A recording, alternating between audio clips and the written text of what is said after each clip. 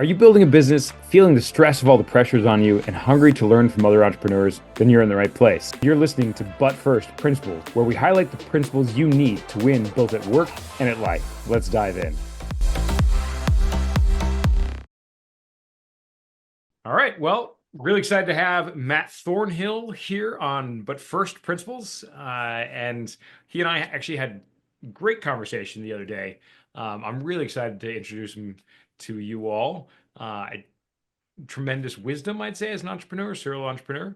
And yeah, we'll find out, I guess, right? And a gifted storyteller. So, um, Matt, as I mentioned, I'm changing up my format just a little bit. So I want to ask you right up front, if anyone wants to contact you, first of all, how do they contact you, and who would you love to be connected with? Oh, geez. I'll talk to anybody. Yeah. Obviously, I'm talking to you. I'll talk to anybody. Well, that's true. Yeah. Standards are low. Yeah. No, I Right. mean, probably the easiest way is through, I'm not hard to find on the internet. You can just search Google and find me. But Matt Thornhill and Cozy Homes, Cozy Home Community. So Matt at cozyhomecommunity.com is the easiest way to reach me. But I've got other presences out there. So uh, Sure. I'm on LinkedIn and so forth. So that'd probably be Cool. the easiest. LinkedIn or yeah, cool. Okay. Well, then, first of all, what do you think is the thing that you're most excited to talk about today, based on what we've already discussed prior? Well, I think you said this is really to try to encourage entrepreneurs, and I've been a serial entrepreneur for about 25 years. And, I've had some successes and some failures. I remembered when I first started out and got into it, my first venture didn't last very long, and I had to kind of pivot to something else. And I came across a quote from John Paul Getty of Getty Oil. He was like one of America's first billionaires back in the 60s when somebody kind of crossed that barrier. And he said that he was not a successful businessman until he had failed 6 times. So, as an entrepreneur, and when I was first starting off, and my first venture was like, this isn't going to happen. I got to do something else. I wasn't discouraged. I was motivated by that quote. So hopefully I can share some of my lessons learned over the last 25 years to motivate somebody else to keep going. Yeah, that's it. That's awesome. And in fact, one of the quotes that I really like, and this is very much a paraphrase, but Jeff Bezos in a shareholder letter said Wait, who is along he? the well, he's been pretty successful. Some people have heard of him, not everybody, but yeah, he's been pretty successful. He said you're bound to fail 9 times out of 10, Right. which is like not 2 out of 10 or something like that, but like 9 times out of 10. And then, and then when you hit that one time that you're successful, you knock it out of the park if you're really doing your work, right? So yeah, no, and it is a big part of this podcast to encourage entrepreneurs because it does get tough. So awesome. So you're excited to talk about those, some of those failures that led to triumph. Sure, we'll go with that. That's what we'll call Yeah, it. something like that. And then what do you think is the most controversial opinion you have about business when it comes to business? Oh, about business. I don't know if I have any really controversial ideas. Hmm. Other than, I don't know if, How about strong opinions, things that you just really feel very strongly about that people need to know about business? well, I will tell you, in my corporate career, I was, a young whippersnapper coming up, and I had bosses that actually wanted to hear my opinion. So as I went up the chain and I had people that were working for me and they were brand spanking new, it didn't matter. I wanted to know what they think, what they thought. So I guess the thing that I would say is companies kind of and organizations really try to tamp down on independent thought and want groupthink. And Yeah, it's no, independent thought is what you need, and you need to get it from anybody and everybody. Everybody has got a seat at the table and has something to share. That's how they learn. yeah, It may be a bad share, but it's like, hey, you shared. Now let me tell you why that wasn't a good idea versus what we should be doing or whatever. So I guess letting younger people think and participate is it's not controversial, but I think it's important. yeah. No, yeah. Just depending on how you frame that, and I really think that the most important thing you can do, um, to make good decisions is get people to actually argue, debate in an environment where it's, safe, but that, at the end of the day, we can really be honest about our opinions, and that really you get underneath the rocks and look at the squiggly things, like you really get in there and find out what's really going on. So yeah, I mean that sounds fantastic, like fantastic advice to me. Um, so what do you think is the most interesting thing about you? Oh, why do you ask these questions, Colin? Man. Sorry. I just thought I'd throw you off guard a little bit to start, right?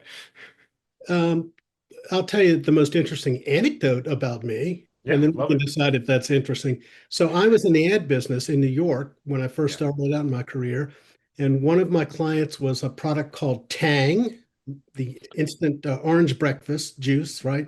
And it was basically a dying brand by that point. But it was very popular in the Hispanic communities and Latin communities in America. And we had the account and we needed to do a promotion. And for reasons I don't fully understand, we managed to secure getting Pele, the soccer legend, who at this time was 46-year-old and retired, to be kind of our spokesperson.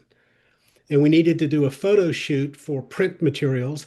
And I went up to Columbia University to their soccer field. We had a Sports Illustrated world-class photographer and Pele, and he's passing the ball back and forth with me. And the With photographer you. with That's me. great. That's Yeah. fun. I played Yeah. soccer in high Okay. school and that kind of stuff. Sure, you And kick the ball. and they Right. go, well, he needs to take some shots. Matt, get in the goal and catch some shots as he shoots. And it's like, I played soccer with Pele.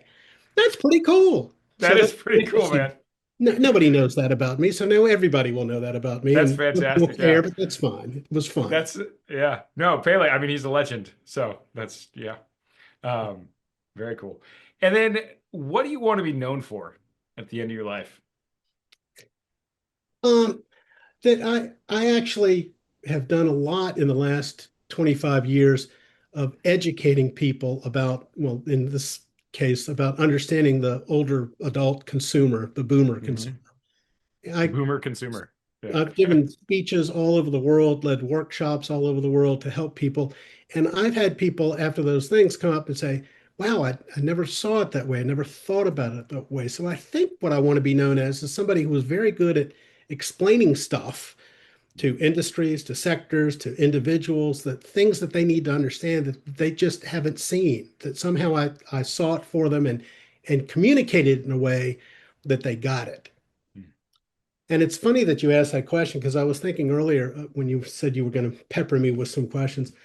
It's interesting. I've had a twisty road over my career. Yeah. But I have the advantage of now being 65 years old and looking back, and I could write my memoir, and it would look like every decision was a building block to get me to where I am today. And yet, if I go back 25 years, I didn't have a clue what I was going Yeah. to be doing in 5 years or 10 years. And, every step I took was a choice Yeah. between path A or path B or path C. And if yes, at the top of the mountain looking back, I can say, well, it's clear that that's the path I took because look where I ended up. Obviously. Yeah. But every step along the way, it was a step into the abyss, like in the Indiana Jones when he has to step out onto the bridge that he can't see. Yeah. That's what being an entrepreneur is. You leave that corporate world and you step out onto that bridge you can't see. But you just have faith in yourself that there's going to be something you're going to land on. And that's exactly what I've done. And that's what all entrepreneurs need to do. I mean, yeah. Again, I think that's fantastic. And in fact, I have a little like, way of thinking about it, mental model for that, normally when we make decisions, we want a pile of evidence to say like, okay, this is going to work. And then we can feel certainty, we draw the conclusion or have the belief this is going to work.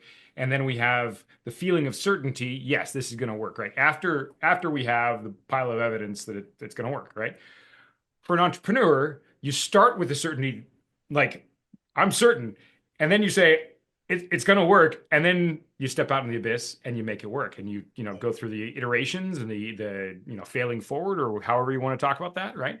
Um, and that really is like what it takes to grow a company to do because man, I mean, even just this last year for me personally, like there's definitely been some unexpected twists and turns. Like, oh my gosh, um, didn't see that coming, but this is how it works, right? Well, I will tell you, when I was in kind of corporate America, I worked with some really smart people, executives that led companies, and there were some of them, though, in the ad business especially, that when you were trying to decide how you were going to position the agency to pitch an account and win the business, you had to come down to make decisions because the due date was looming of when you had to stand in front of the prospect and tell your story. So we would get, we'd have 4 days to go, and I had leaders that wouldn't make the decision. They couldn't decide whether we should do Yeah. A or B, A or Yeah. B, A or B. And I'm like, ugh, we just pick and let's go. We got to be 100% in this. And they would waffle on it because they didn't want to make a firm commitment until basically 2 days before decision A was off the table. Yeah. Time made the decision. Yeah. And I'm like, I'm not going to let that. Time can't make the decision. I'm going to make the decision and go forward. And if I have to, turn around and go back or figure out another path, that's fine. But it just drove me crazy watching these leaders of the company unwilling to make a decision. And then when they made the decision, I know they didn't make the decision. Time made the decision. Yeah. They ran out of time to do option A, so they had to do option B. And that's not leadership. I mean, I go back all the time to Stephen Covey, the Seven Habits, be proactive. And you're absolutely right. I mean, even people who are, for all appearances, very proactive, so many of the decisions they make are really about circumstances or time, making the decision for them and then taking advantage of it. But like, no, like to be really proactive, you do have to step out in faith. You have to make the decision. You create clarity, you create certainty by making a decision. And I mean, I do think that's an aspect of the best kind of leadership. It's not foolhardiness because you do your due diligence to the extent you can, right? Um, but you learn, you pivot and you iterate and all that. So yeah. Okay, so that's the rapid fire questions. Those are just, to kind of the warm up. Um, we'll settle a little bit more into some storytelling. And so just to start, like so you were in corporate. What's your story? How'd you get to where you're at? Where what are you doing these days? Okay, so I'll give the short version of it. My first 20-25 years in business, I actually worked in ad agencies as an account person, which meant I did strategy and dealt with the clients. Started in New York at Ogilvy, spent 5 years there. I'm from Richmond, Virginia. We have Yeah. at the time had a nice growing regional agency called the Martin Agency that when I joined had 100 people, and when I left it had 400 people, and it had grown from a regional shop to a national shop. They're known mostly these days for creating the Geico Gecko, and they still do the Geico That's campaign. done okay. Geico's done okay with that. They've won Agency of the Year many, many Yeah. times over the last 25 years, but I spent about 10 Nice. years with them. And then I got the entrepreneurial bug and started a an interactive ad agency, a digital agency, they called them. This was back in the late 90s. Long story short, went to Atlanta to run an interactive agency. I then came back to Virginia, to Richmond because of family, and I started a consulting practice. And really, the second half of my career, I ran a think tank called the Boomer Project. I created it in 2002, 2003, because basically in the ad world, we focused on people who were 18 to 49. And if you were 50, you were dead. I mean, we didn't care about you. We might sell you some Geritol or some Polygrip or something. We just didn't think you were a viable consumer. Yeah. And back in the late 90s, the baby boom generation started turning 50. And by the early 2000s, I'm looking around at my friends who are in their 50s and they're still buying, at the time, I guess, iPods and Nanos and, Yeah, anyway. just the Oh, yeah. yeah, they're not dead. They're still buying stuff. So Yeah. I wanted to basically figure out how do I convince ad agencies and their clients that they need to target boomers over 50 as they're the largest, most influential consumer segment in America at the time, and probably still is to some Well, and in extent. fact, like the demographics coming up in the next over the next 50 years or so are going to be completely unprecedented in human civilization, where we have the majority of the population I think over 50 or maybe even over 60, something like that. And that's just never happened because usually, the age, the life expectancy, was around, has been around 40 and 50 and 60. And so, Yeah, the demographic shift is substantial, and that's a whole nother discussion for another right. another day. Yeah, But yeah, yeah, yeah. I Just all the started implications of it. I Right. started the I started the Boomer Project, and almost immediately put out some information about boomers feeling like they were being ignored. And marketers started calling me up, not ad agencies looking for help, but their clients. Like Walmart called us up, and Google, and AARP, and I think I shared this with you. One day, Hershey's called me and said, "Matt, we think people over 50 still eat chocolate." Like, oh my God, I'm three people. So we find ourselves essentially I being love it. consultants and going out and doing workshops and training. And the financial services sector called us, the Hmm. healthcare, you name it. We Yeah, work sure. for everybody. Good, phenomenal client list, and we end up getting asked by media to come on TV to talk about this boomer segment and boomers over 50. So we were kind of in the right place at the right time when this generational stuff started happening. And over the course of the next 17 years, the think tank evolved to really, in order to understand boomers, we had to understand other generations. So we did a lot of generational differences and similarities. Um, and we got, again, approached by lots of different organizations. And I finally decided in 2018, 2019, that I'd kind of run the end of this loop, that I was tired of going around telling people what they ought to do. Now, I can't complain. I traveled the world doing it. Uh, I really enjoyed it, but I wanted to do something. I was going to turn 60 at the end of 2019. I wanted to go out and make something as opposed to just tell people what they ought to make or what they ought to Sure. do. So I pivoted. I took all my knowledge and wisdom and said, okay, what do I do? And initially, I had no idea. I mean, actually, I had two ideas, but they were path A or path B. And the path that I chose was I had done work in the late 20 teens in the senior living category. And the senior living category is those are the people that are build and operate the continuing care retirement communities or the life plan communities that start with independent living and then assisted living and senior living and memory care and Hmm. hospice. That's a whole sector out there Yeah. where they've got product for the very rich. You know, you've seen those gated communities Yeah. and I you mean, go, I used to be a chaplain. I worked doing chaplain work and visited some very opulent places that, like are, great to grow old in, you know. yeah, and they're great products and serve a Yeah. purpose. There's also the government funded HUD programs for people that are on Medicaid that've run out of money Yeah. for older adults, Yeah. but nothing for the group in the middle. Right. So that was the big market opportunity I saw. And on top of that, I just remember having conversations around 2016 or so with friends at parties who were in their 50s, and they were talking about the women, especially, were like, we're going to outlive our husbands. We should buy up a bunch of homes on a cul-de-sac so we can all retire and live there together. Or maybe buy up a wing of an assisted living facility where we'll all live together in this Mm. golden years. And I'm like, Mm. why don't somebody just build something that makes sense for them? Mhm. So I came up with this concept for cozy home community, and they're one level homes, small homes, 1,200 square foot, two bedroom, two bath. You put 8 to 10 of them in a circle. You put a 1,500 square foot common building, common house in the middle, and you put these clusters. You put multiple clusters on 8 to 10 acres, and you've got a cozy home community. And I've aggregated enough seniors living there that I can now bring services in from the broader community. The current Mhm. model of senior living, it's all about we've got to have everything within our four walls. No, Yeah. that In-house. I don't need a yoga instructor in house. There's one down the street we can use. I don't need a lawnmower service. I mean, I don't need to be Landscaping. a lawnmower. Yeah.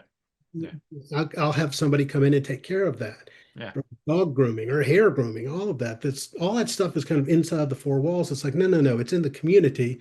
What I need to do is deliver it as a service to a Mhm. bunch of seniors that I've aggregated together where Mhm. they can live affordably in a home that they actually want, not in a Holiday Inn Express building that's got 150 apartments and you never see your neighbor. Right. Yeah.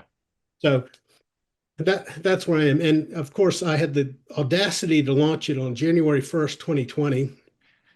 And I had senior Something living happened that utilities. year that I think. Yeah, I'm may going to get to have. that. Yeah. Yeah.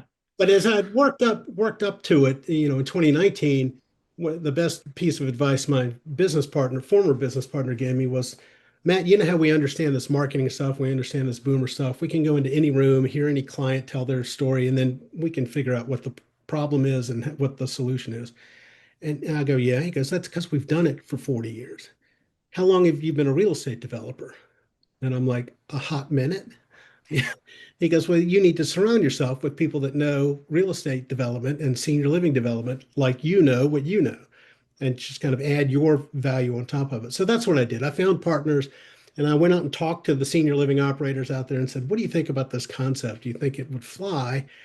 And they're like, actually, where do you plan to build it? I go, I don't know. I got to find land for it. And he goes, well, we got land. I go, what do you mean? Well, a lot of these operators have squirreled away land for future projects, and these nonprofit operators are actually under pressure from the local municipalities because they've built these opulent palaces for the very rich, but a church secretary can't come live in this nonprofit senior living community because it's not for them.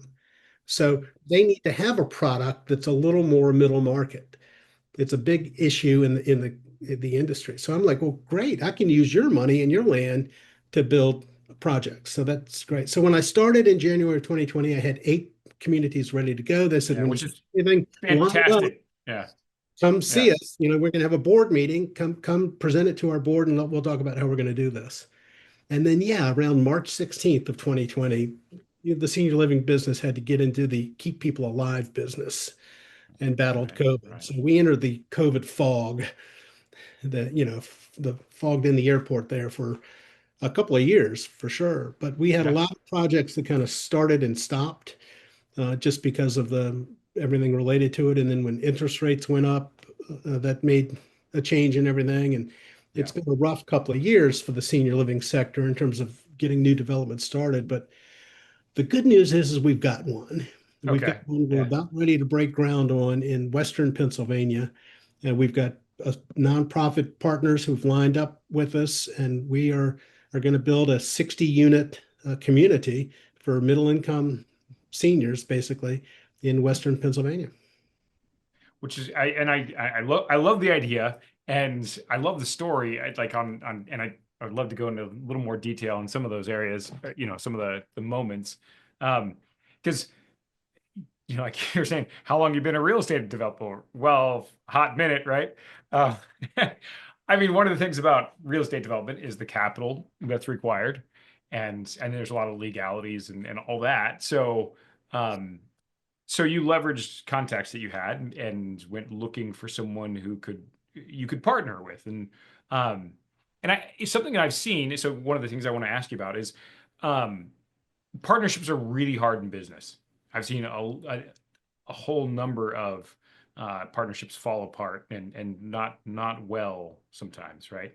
Um, so how it off the cuff because we certainly didn't prepare this, but this is like what would you say makes a partnership work, or what do you go looking for, or how do you structure that? How do you think about that? And especially like as a marketer, I think you have a real tool to use to tell a story and to pitch something. But um, how would you approach going to look for market or sorry for partners if that were something someone wanted to do? Yeah, I don't know if I have a good answer for that because all of the Mm, partners that I've ended up with, we've essentially kind of self-selected or they mm, were placed in front of me at just the right time. okay. And they understood the vision. Yeah.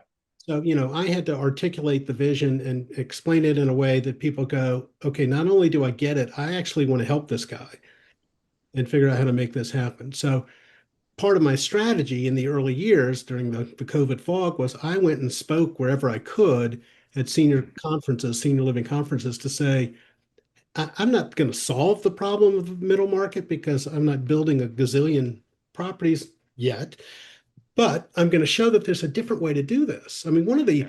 the untold secrets of senior living is that first stage, that independent living, where people come in and they're not going to they have a cottage or they're in a building that doesn't really have much services other than meals, and the It's supposed to be for people 65 and older. The average age of people moving into independent living is 82.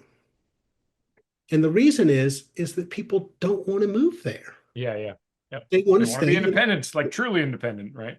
Well, every survey you see, it's like, where do you want to live out your golden years? And the answer is, I want to stay in my community or and literally in my home if I can, Yeah. because I like my home. So it's not a wants-based business, it's a needs-based business. They put, the reason most of them moved in is they couldn't drive anymore. And they realized that was, or they couldn't take care of the house anymore. It was some deficiency that they were trying to address, not a Mm. need they were trying to fulfill, Yeah. a want that they were trying to fulfill. It Yeah. was needs based. And I'm like, okay, well, what if I built product that people actually want to live in and created community and was intentional in marketing it and saying, hey, if you want to live in community in your 60s and 70s and 80s through this stage of life, come here because you're going Right. to know your neighbors because I'm going to help you know your neighbors. I'm going to make sure you know your neighbors. In fact, one of the requirements of living in our community, which is a rental community, is you've got to give 10 hours a month back to the community, which gives older adults a purpose and a role to play.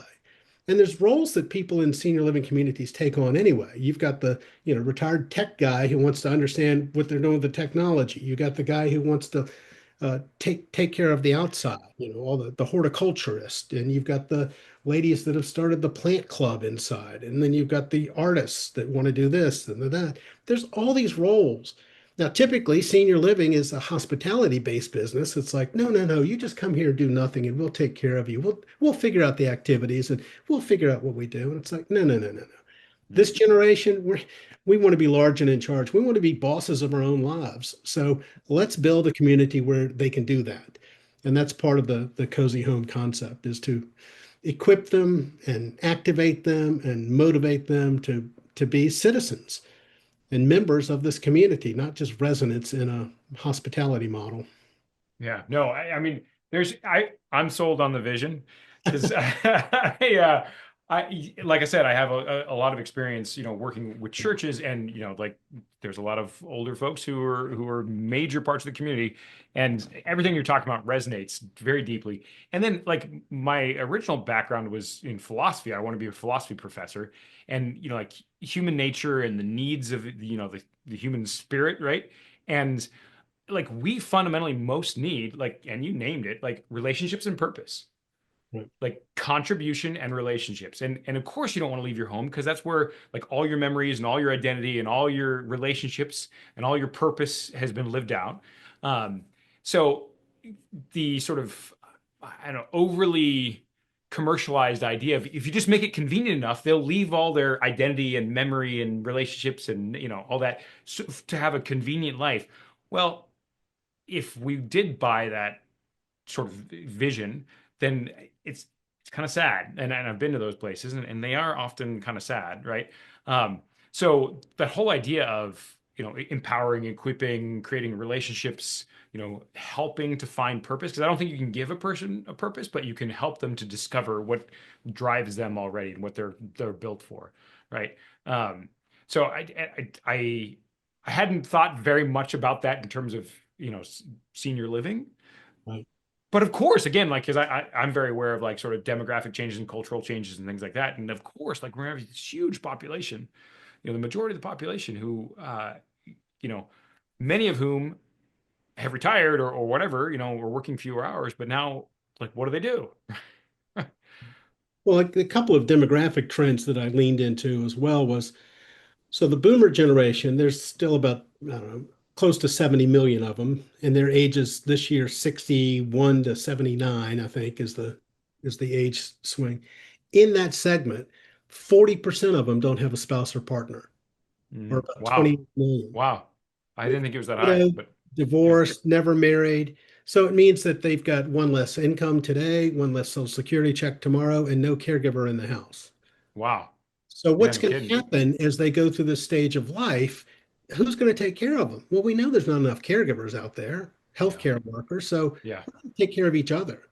So this need to kind of come together. Yeah, we can do the Golden Girls model, the TV show where the five women live together, but it's like, how about we get more of them and make a community and make that just part of the community? So I kind of leaned into that demographic trend.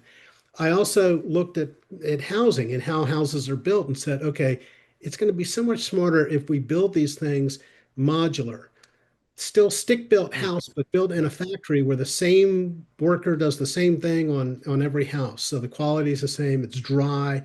It's then delivered on trucks and then put together on site and finished. And it allows me to do the horizontal work, get the foundations and everything Mm, done while we're building in the factory. okay. So I have a shorter construction time. Yeah. Cost ends up being about the same, but the cost of the loan ends up being less because the loans are over time, and I'm shortening the time Yeah. Yeah. Right. by doing it that way. So there's just things like that that we are kind of leaning into. It's funny, COVID, as problematic as it was and murderous for many, it actually Mm, got us to the future faster. I knew when I started in 2020, I knew that this next generation by 2025, they'd be doing telehealth. They'd be getting their drugs delivered. They'd be getting stuff yeah. delivered from Instacart. I knew that all of that would happen and the kind of need for services by the senior living community go away because the broader community can kind of provide those services. And I didn't know we'd get to it in a matter of a week or a month when COVID hit. Right. By You know, force. Right. I didn't know anybody in their 60s who used DoorDash, but I know plenty of people now who use DoorDash Right. that, wouldn't have even thought of it. So Or this, FaceTime and Zoom, just becoming familiar with using that as a, yeah, right, way to connect. so we're just, I'm very fortunate. We're in the right place at the right time. We've got a terrific location. I've got terrific partners. They know that this is the first model, that we're kind of the pilot program, if you will. And Mhm. they love it because they want to kind of leverage it for their business to say, look what we've created. We've created a new model, a new way to do senior housing and senior living. I think that's the story worth telling. The like how you got connected, why that specific. You said Eastern or what part of Pennsylvania, and how'd you get connected to them? And Yeah, okay. So the story there is pretty simple. So was giving a speech about cozy home at a conference out in San Diego, Mhm. and a guy came up to me afterwards and said, "I love the concept. I run a company in Western Pennsylvania called Presbyterian Senior Care Network. We're a nonprofit operator. We have 60 communities Mhm. from very high end next to Oakmont Country Club, where the US Open was a couple of weeks ago, to Mhm. HUD price controlled stuff."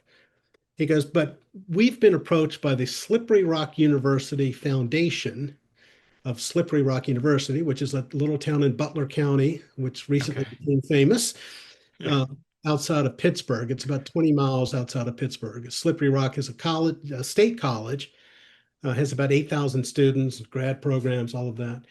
The foundation was donated land adjacent to the university and decided they wanted to develop it to put property on there that would earn income to Yeah. pay Okay. for scholarships and Sure. fund the foundation and what it was doing.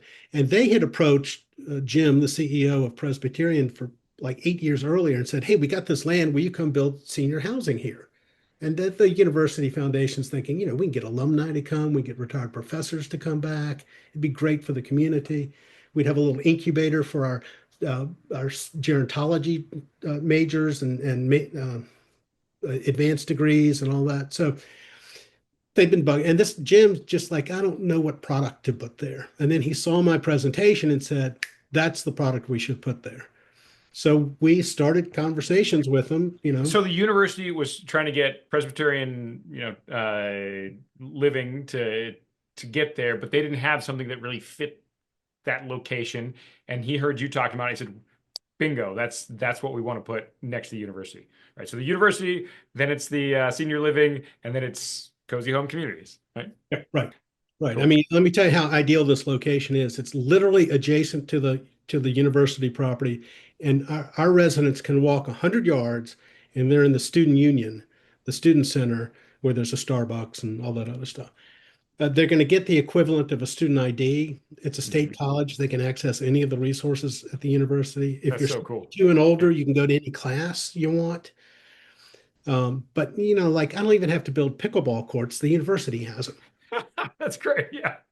And then on the other side of the property, adjacent to us, is it's still part of the foundation's property. The first building they put there is an urgent care center and doctor's offices. So if you're dealing with older adults, that's pretty good location stuff to have. Hmm. So it's Yeah. the right place and the right partners, and we're just excited to finally get it going. Yeah. So like the right place, the right time, and like you said, with partners, it just seems like material or the right people. When the student is ready, the teacher appears. When the businessman is ready, the partner appears, kind of thing. I think so. It's always been every step along the way. Every time I get a little uncertain about what in the world am I doing? How am I going to figure this out? Somebody shows up in front of me and takes me by the hand and leads me down the path. It's been driving my wife crazy because she has wanted me to throw in the towel many a time. Now, Yeah. as a serial entrepreneur and running my own company, I just didn't fully appreciate that there's a lot of time in real estate development where you're waiting for somebody else to make a decision, Mm. whether it's the county supervisors or the attorney to get back to you or whatever, the bank. It's like, oh my gosh, what do I do while I'm waiting for them to decide? Because I would Right. just decide stuff and go do it. Yeah. Speaking of being proactive, like, well, hurry up and wait. So, Yeah. What? Okay. So, and that's a good segue. I have two questions left, but this is kind of teed up. Um, So what's been challenging so far or can you share like a challenging moment that you really had to have that, entrepreneurial faith, this is going to work out, and what helped you? we've been on the financial precipice a couple of times. Hmm. Like I said, the partners are all in, but they're also nonprofit foundations or driven by nonprofit boards that have to be responsible. So they're kind of waiting for the right moment to pull the trigger on the finalizing everything. So we just have to kind of it's gonna.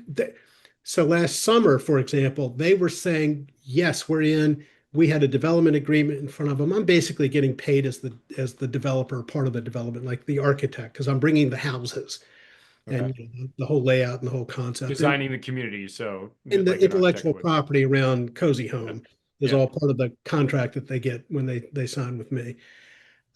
So they agreed to it. They agreed to the terms. They agreed to the amount of money. And when they sign that contract, they're supposed to pay me the first tranche, the first amount of money. Yeah. Not enough, but enough to pay the mortgage for a while. So it'd be great. And they're like, yeah, yeah, we'll sign it. We'll sign it. We're all good. And they said that in May. They said that in June. They said that in July.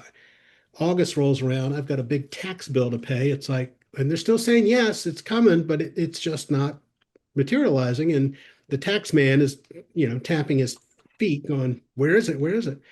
So I had to borrow against my IRA. And you can do that, obviously, and you can pay it back if you pay it back within 60 days and not have to pay any additional tax penalty or all that. So I convinced my wife. I know they're going to sign it. It's imminent. They're going to sign it. So we pay the tax bill and we have till October 21st, 60 days to get the money. October 20th rolls around, we still don't have the money. So I have to now borrow against my wife's IRA to pay back To pay my your IRA. Right. to get the clock started again. Yeah. So now we have until December 21st. Yeah. Do you want to know when they sent me the check? So like December, like yeah, end of 20th. December 20th. 20th. Oh, right, of course, yeah. I got it. I got it in One day. time. I was able to pay it back. I didn't have to pay. Yeah, it was just going to be increase in my tax bill. But I didn't want to pay it. It's like you guys said yes, get off the dime, and you signed it, pay me. Yeah. And it just took 6 months for them to pay me, and I just had to string it along, and that's no fun. It's really Yeah. not to go through that. Well, no, I mean that's cash flow, and that's I mean like in other scenarios it might have been like payroll you're trying to figure out how to Yeah. pay, and then that's like even if it's all things considered like a minor. It's amazing how being responsible for something, what from the outside could look like a minor inconvenience or something like it's not that big of a deal when well actually emotionally it's draining. Your mind goes in all kinds of directions of like what the dominoes and collateral damage could be, and Yeah, I mean, and the relationships that you have and people who trust you, and I mean, it hurts. Yeah. No, and you have to make decisions, and decisions come with consequences. And sometimes those decisions are compromises. But that's, I mean, life is a series of choices, and each choice you make, as we started earlier, comes with consequences and compromises. Yeah, absolutely. Okay, well, here's the other question. This will be the last question, as come to a close. So, there's a big part of what I want to do is encourage other entrepreneurs, and also, some takeaways and some sort of principles that can be applied in other scenarios and in other industries. And I mean, one of the things I would love to dig more into is like your career in advertising and marketing, because I just think that's such a powerful aspect of business. Um, but without being able to go into all the details, like if you could, I don't know, maybe could we do it like this? Could we say three lessons? If you could really boil it down to like three lessons that have really kept you going, or and really served you well that you've learned in business. Um, again, a little unfair because I didn't give you much preparation on this, but I'd love to hear what you'd say, because you've got some Well, great experience. I guess I'll share a story I shared with you the other day. Mm, So it's like, you got to take your chances. You got to mm, stick your neck out and do stuff. When I first came back to Virginia from Atlanta in 2001, late 2001, I had a 2-year-old, and mm, we lived in a neighborhood that I drove by an elementary school and a high school to get to our house. yeah, And my business at the time, I was consulting and helping ad agencies yeah, and doing things with them. And I didn't have a firm, I didn't know what the next month was going to look like. yeah, yeah, yeah. And and I remember being in corporate America when working for big agencies and thinking, wow, this is cushy that every 2 weeks I get a paycheck. I just have to show up and they give me this paycheck. Well, now I didn't have that comfort of having that paycheck. I had to work it to make it happen. And driving by that elementary school and that high school, I'm thinking, I don't know where next month is going to come from. And my son is going to have, he's 2. I haven't even gotten into the elementary school, much less through the high school. How in the heck, if I don't know where next month's coming, what do I need to do? And the answer is, if that's not motivating to get you to make those cold calls or do what you need to do to do Mm, it, it's so basically the lesson is it ain't going to happen unless you make it happen. mm, You're the one that's got to do it and have the vision and figure out what it is you've got and do it. And that reminds me of the story that I shared with you, which was I heard this story and I love it. Think about Walt Disney and Walt Disney World. He started buying up land in Central Florida when the air conditioning was hardly a thing in 1960, and he had this idea for Disney World, and he saw it to completion. It actually opened in 1971, but Walt had died like 5 years earlier, 4 years earlier, so he didn't get to see it finished. mm. But It's a crazy idea to build this attraction in this worldwide attraction, right? In the swamps of Florida, Orlando, right? right. Well, it's turned into the largest, attraction in the world other than Mecca. You know, more people go to Disney World than anywhere else. So when it opened Wow. at the ceremony, his brother Roy Disney was there, other dignitaries, the governor and some, and somebody leaned over and his widow was there. Somebody leaned over to his widow and says, "It's such a shame that Walt's not here to see this." And it's reported she turned to him and said, "If Walt didn't see this, we wouldn't be here." So your success on your company depends on the 4 inches in here and what you Yeah. see and what you want to create. And don't be, worried that it hadn't happened yet. What it's going to happen if you make it happen. Mm. It's not a win, but well, I guess it's a win you make it happen, but it's up to you. And I think that's pretty empowering. You're not relying on, I mean, you're going to rely on everybody else to do it. Nobody does it alone, Mhm. but it's your gumption that's going to get you there. Yeah. So don't be Yeah. bashful and have a vision and share the vision, and you'll find people that are with you. Yeah. Well, there's a gentleman that I've worked with, who has a tremendous background in leadership, and he says, business owner has one job, it's to have a vision, and that's essentially what you're saying is like it's really about um, casting the vision, knowing the vision, holding the vision, driving it to execution, figuring out finding a way, right? And that really is what builds a business. Somebody really willing to do that and has caught fire with that. Um, and I do think it's a hard transition for a lot of business owners who started doing the thing that they're doing because they just liked the craft. You Right. know, that was my dad's story, Right. and he struggled a lot. There can be a hard transition when your original vision was I just don't want a boss and I want to do what I like to do.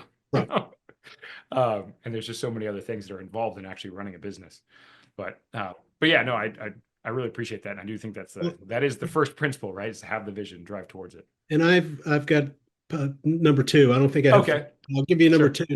Number two is you got to figure out if you need to pivot Hmm. and when you need to pivot. When your vision is like, okay, I'm going to have to do this a little bit differently, and I've got another great story on that. So the British occupied India back in the 1800s, and in the early 1800s, they built the Royal Calcutta Golf Club in Calcutta, India. Britain was big with golf.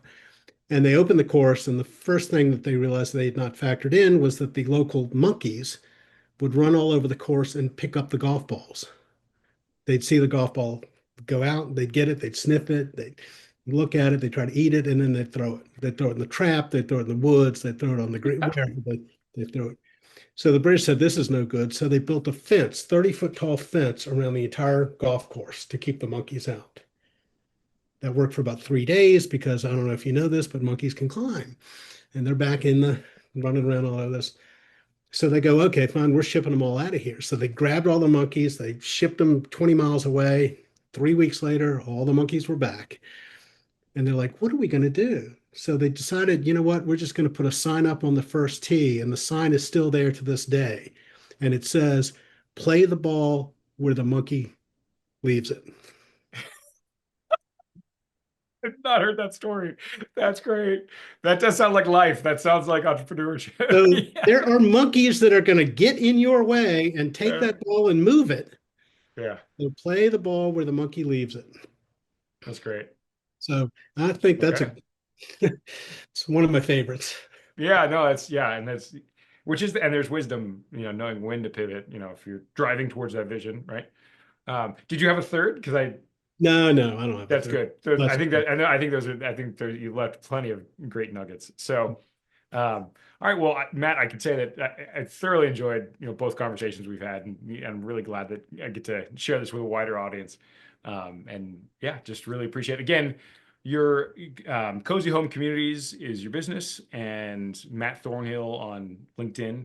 And did you? I was not focused enough at the beginning. Did you share your email address already? Yeah, it's Matt at cozyhomecommunity.com. Singular, Gotcha. cozyhomecommunity.com. Okay. Cool. Well, great. Well, thanks a lot. Hey, it's my pleasure. Thank you.